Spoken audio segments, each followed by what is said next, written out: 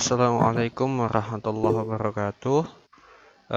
Before start our lesson, Waalaikumsalam warahmatullahi let us recite basmalah wabarakatuh. together. Bismillahirrahmanirrahim. Bismillahirrahmanirrahim.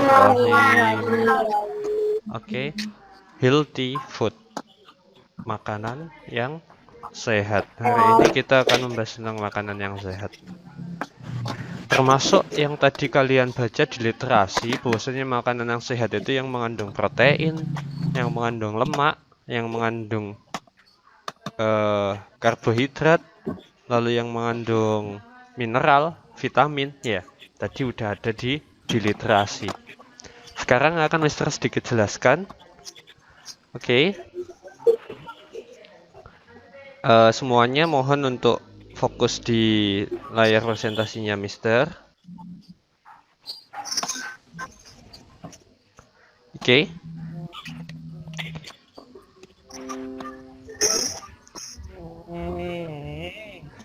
Sebelum masuk ke materi, bahwasannya coba kita lihat, kita baca moto yang ada di yang Mister tampilkan.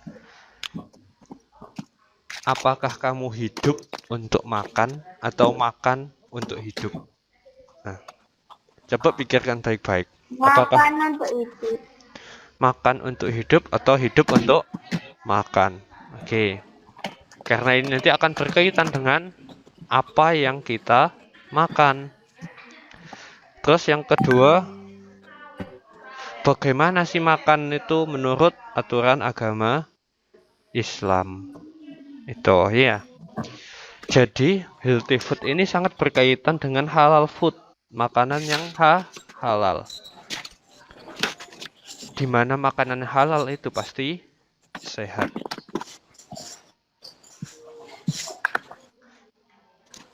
Tapi dalam Islam, walaupun mengandung banyak gini, Mister contohkan ya, kenapa kok yang halal itu pasti sehat. Tetapi di sini ada aturan-aturan tertentu di mana ketika kalian makan, seumpamanya daging kambing, kayak ketika kita habis kurban kan banyak daging kambing ya.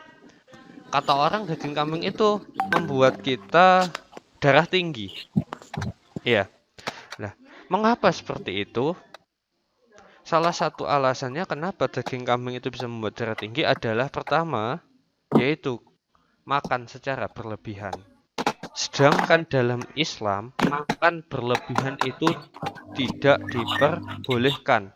Seperti yang kita kenal di hadisnya Nabi itu, makanlah ketika lapar dan berhenti sebelum kenyang.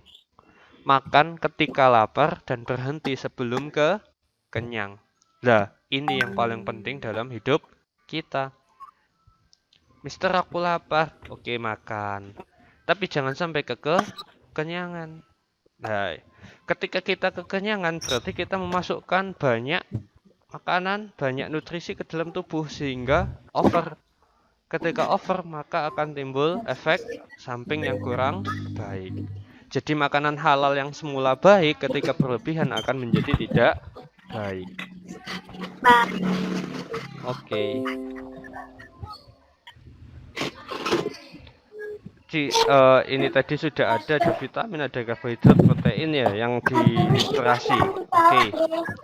Attention please. Sekarang bagaimana sih makan biar sehat itu? Makanan itu biar sehat.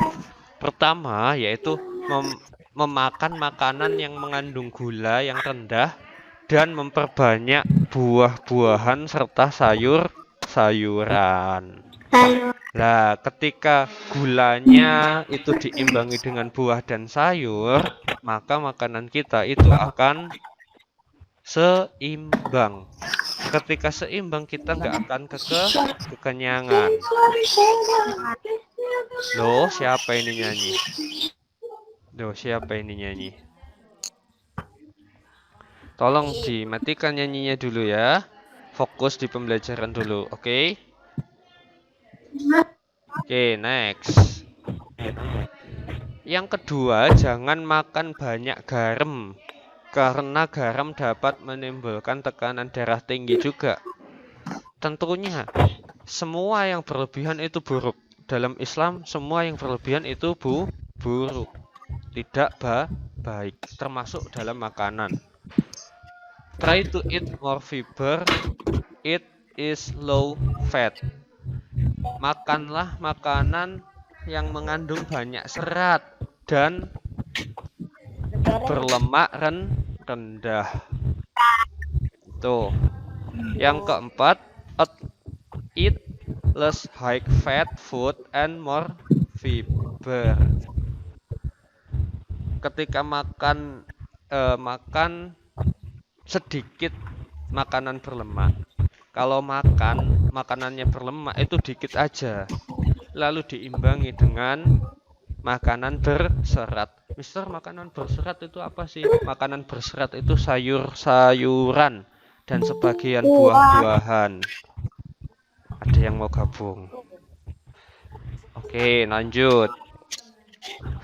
Grilled food is much healthier than filled. Oke, ini yang paling penting. Ketika kamu makan, ketika kamu mengunyah, itu lebih baik daripada langsung ditelan. Ketika makan, kalau dikunyah sambil langsung ditelan, itu lebih sehat dikunyah dahulu. Di mana sunnah untuk mengunyah sekitar 27-33 kali. Makanan yang sehat, makanannya dikunyah. Ya. Oke. Selanjutnya, yang terakhir adalah eat regularly and drink 8 glasses of water every day. Kalau makan dilarang berlebihan dan juga minum sampai 8 gelas air putih per hari. Air putih, bukan Coca-Cola, bukan cappuccino, ya, tapi air putih. Minum air putih sampai 8 gelas per hari. Itu cara untuk menjaga tubuh kita tetap sehat dengan pola makan yang baik. Any question?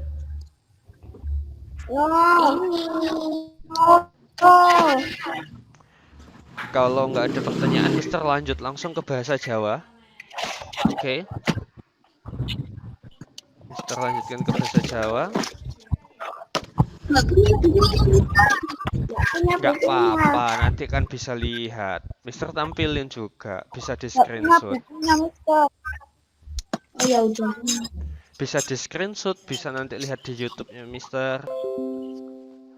Oke, bahasa Jawanya kita pertama membahas tentang teks narasi. Ya, teks narasi dalam bahasa Jawa. Teks narasi itu apa, Mister? Teks narasi itu teks yang menceritakan. Teks narasi yaiku teks wacan kang isine ngandharake utawa nyeritake kedadian kanthi runtut saka wiwitan kanthi pungkasan. Saka wiwitan dari permulaan kanthi pungkasan sampai selesai. Itu teks narasi. Oke, strukturnya piye? Struktur teks narasi. Pertama ono orientasi. Mujudake perangan cerita sing ngenalake para paraga atau tokoh. Wektu kedadian lan papan panggonane. Papan panggonane itu lokasi kejadian. Komplikasi mujudake perangan inti nganti tumekane pucuking kedadian atau masalah. Komplikasi itu adalah kisah inti, cerita intinya, kejadian inti dalam cerita. Resolusi mujudake kepriye anggone ngudari ribet jroning kejadian. Resolusi itu penyelesaian masalah sampai masalah itu tadi selesai. Itu struktur teks narasi. Seperti di bahasa Indonesia, hampir sama. Oke, udah di screenshot ini teksnya. Oke, Mister lanjut ya. Kan kelihatan toh, Udah. biar nanti ada yang dibaca. Selanjutnya, Terus, bedane teks narasi karo teks liyane. Bedane teks narasi karo teks liyane. Teks narasi nyeritake kedadian utawa prastawa sehingga pembaca kaya dene ngraosaken piyambak kedadian punika. Tuladhane cerita pengalamane dhewe. Contoh teks narasi iku cerita pengalamane dhewe, pengalaman kalian. Itu dinarasikan sehingga yang baca itu seakan-akan ikut dalam kejadian tersebut. Itu teks narasi. Teks liyane, contohnya teks deskripsi. Kalau deskripsi iku nggambarke objek kanthi rinci uga detail. Prastawa utawa kedadian sehingga pembaca kayane mirsani, ngrungu lan ngrasake. Tuladhane contohe nggambarake objek ana ing pantai. Nah, kalau deskripsi itu objek benda, menggambarkan objek suatu benda sampai detail. Ya, sehingga yang baca itu bisa membayangkan benda tersebut. Kalau narasi tadi itu menceritakan sehingga yang membaca itu bisa merasakan keadaan cerita yang dilalui oleh penulis. Kalau deskripsi itu benda.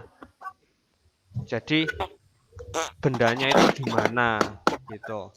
Yang terakhir ekspositoris yaitu wacana kang mung menehi keterangan lugu apa anane. Nah, contohnya siswa nyeritakake kedadian ana ing jero kelas nalika piwulangan basa Jawa. Iku ekspositoris. Apa anane? Mister lanjutin. Lah, ini contoh teks narasi. Saya coba kabeh diwaca iki teks. Kelihatan toh?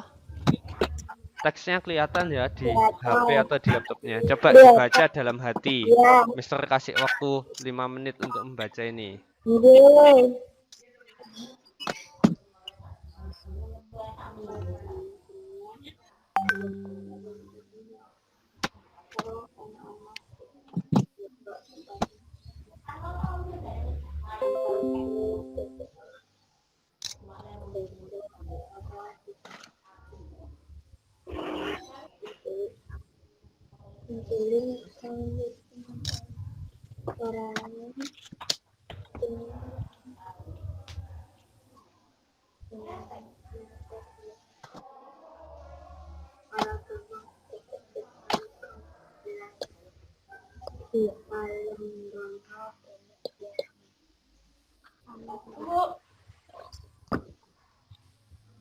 Kalau sudah baca, coba kameranya dinyalain semua sebelum Mister akhiri. Setelah itu penugasannya akan Mister share di WA. Kok diamnya? Oh. Boleh di screenshot biar bacaannya nanti seumpamanya udah selesai, masih belum selesai, bisa dibaca sendiri.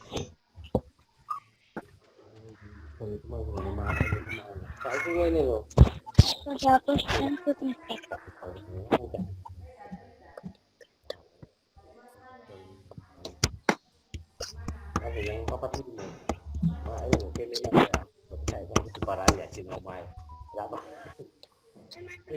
Ikam Malimudin. Kok ngerti kok.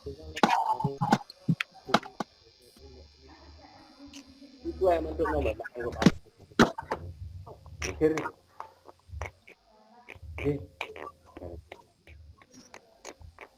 Misalnya mau gerakan kayak gini kita sampai ngayo secara apa sih ngono kan kita.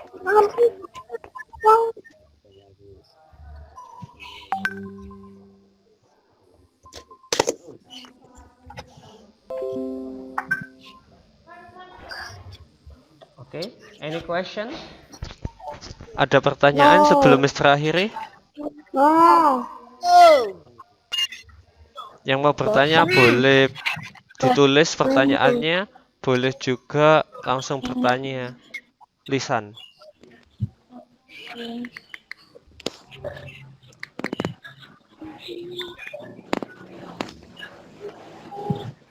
Enggak apa. Nyari takke.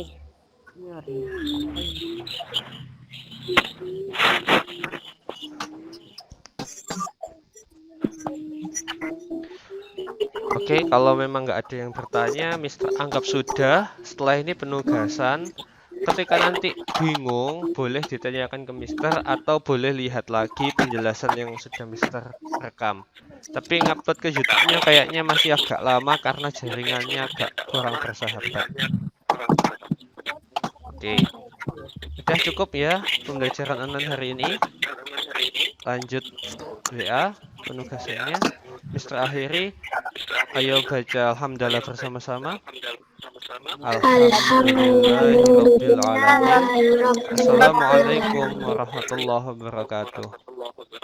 Waalaikumsalam warahmatullahi wabarakatuh.